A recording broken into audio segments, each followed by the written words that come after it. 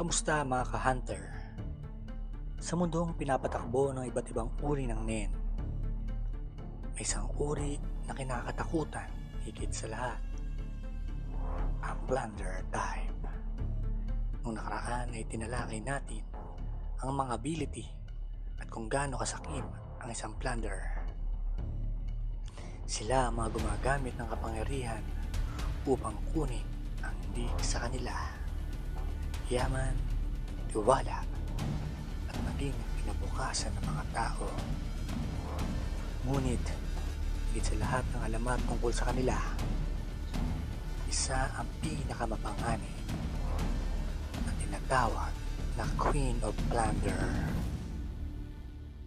Hanggang ngayon, hindi pa rin napatutunayan ang kanyang pagkatao. Nagtatago siya sa dilim, mahirap ulihin, at pinaniniwalaang may lakas ng aura na hindi matutumbasan. Ang kanyang presensya ay parang sikat ng araw na nakakasilaw. Nagbibigay liwanag, ngunit kasabay nito ay nagtatago ng anino ng kasinungalingan. Sa kasalukuyan, ilang bayan na ang sinalanta ng mga plunder type users gamit ang kanilang flood control abilities. Pinuno ng tubig ang mga daan, winasak ang mga tahanan, at iniwan ang mga tao sa kawalan ng pag-asa. Ngunit ayon sa mga ulat, hindi pa raw yon ang buong lawak ng kapangyarihang pinaniniwala ang nagmumula sa reyna. Kamakailan lamang, isang plunder ang nahuli ng mga hunters.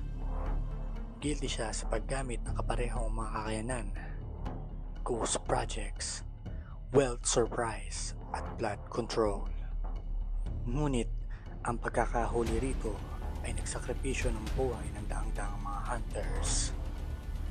Ang kanyang pagkakahuli ay nagpapatunay na totoo ang banta. At kung may isa, maaaring may higit pang mas malakas na plunder na nagkukubli sa likod ng lahat.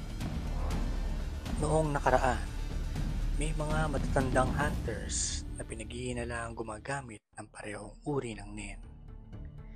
Ngunit sila ay nagsialis, nagtago, at ngayon pinag-aanap ng mismong Hunter Association. At ngayon, ang mga pinuno ng asosasyon ay naghahanda na.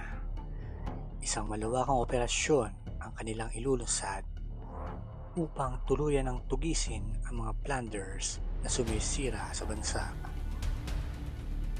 Ngunit habang lumalalim ang kaguluhan, isa pa rin ang tanong na hindi kayang sagutin ng kahit sinong hunter.